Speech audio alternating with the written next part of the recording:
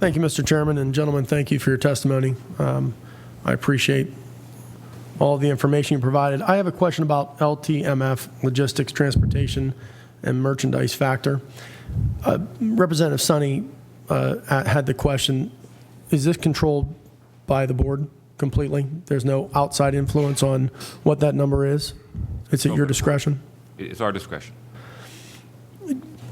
So given that I would argue, and I think most would argue, that there is no real private sector competition here, and that it is a completely controlled state from wholesale to retail when it comes to wine and spirits, how do you determine what that number should be?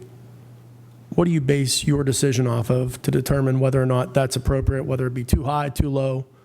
Could you give us some insight as to why you think the current number that you just set is appropriate? And while you're doing that, I noticed it said on new products. Could you tell me what that means when you say new products? Thank you. Remember this slide, I'm actually still up there, showing these slight differentials from prior to August 1st LTMF to after August 1st. That's the difference. Those 5 cent, those different cent amounts that are up there is the difference. The LTMF was built over many, many years. Remember I mentioned it started as an operational cost component, and then it was moved, it changed over time to the different changes that I mentioned in that chronology. It's been built over time. It does not begin to cover all of our costs, but it all originated with that handling fee many, many years ago and has morphed over time to what we have today. Thank you. So it's an arbitrary number. I guess I just want to understand the logic. I mean, look, in the private sector, I think we all understand how pricing works. You know, you have to compete, and if you're not competitive, your product's not going to move. We have absolute control in this state of wine and spirits, and it's under your purview. And again, I certainly respect the work you've done. I guess I'm just trying to better understand how you determine what is appropriate and what is not appropriate, whether it be too high or too low when it comes to the LTMF. Representative, you have to remember the industry sets the shelf price, and then we back in to what the cost of the product will be. And then we have to figure in the cost of our logistics, our warehousing, our transportation, and so on. And that's how we engage in that. And it affects the wholesale price at that point. Got it. I guess, and I don't mean to be difficult. Again, I certainly respect the work you gentlemen do. But the statement was made that it doesn't necessarily cover your costs. Correct. So if you could just give me the thought process behind how you determine what that number should be, I'd really appreciate it. That question you're asking is a good question. That's a question that I've asked internal. You know, having a factor like that with the various percentage fees, is it in fact reflective of our costs today? That analysis has not been done as far as we can find for a long time. This developed over many decades. It morphed, it changed during the process, and frankly is something we should look at, but has not been done to date. Thank you very much. Bottom line is that we're netting around 5.5 to 6% in net profit, which in comparison to a Walmart, to a Wegmans, to other retailers along those lines, is a little bit superior margin than you'll find in those major retailers. So I think that all of those factors come into play in terms of margin, and to be honest with you, we have the ability of changing the 30% margin if we wanted to. That doesn't take legislative action.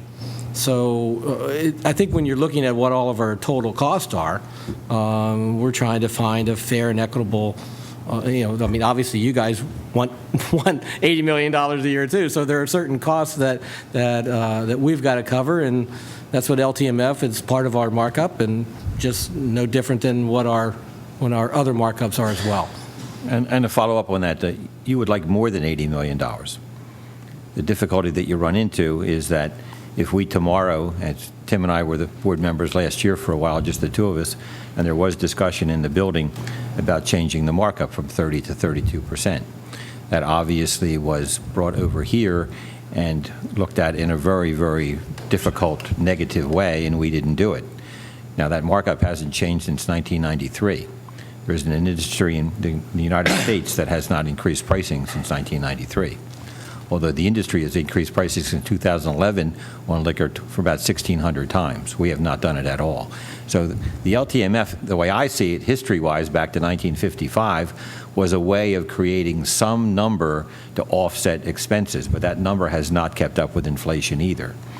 So my opinion would be, if you're going to move down a direction with the LCV of making it profitable, and either do away with the LTMF or make it a number that makes sense to offset the expenses, then the other question you have to look at is the proportional markup. There's always a fear that somehow this board will become greedy and we'll end up making more money than we should. I would suggest to you that has not occurred in my tenure, and if the legislature would take a look at some of that stuff from your perspective, even though we have the right to do it proportionally across the board, we have refrained from doing that not to cause issues with the legislature and obviously with the industry. I think too, the operating the business over there, we would welcome a simplification of our pricing structure that's on the poster over here. But as we saw with the change we made August 1st, it causes a lot of disruption. It causes a lot of issues with the industry.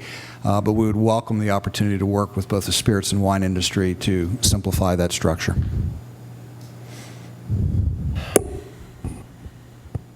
So thank you for your response, and I certainly appreciate that. And I think you went through a process that is somewhat reasonable given our current state here and how we sell wine and spirits.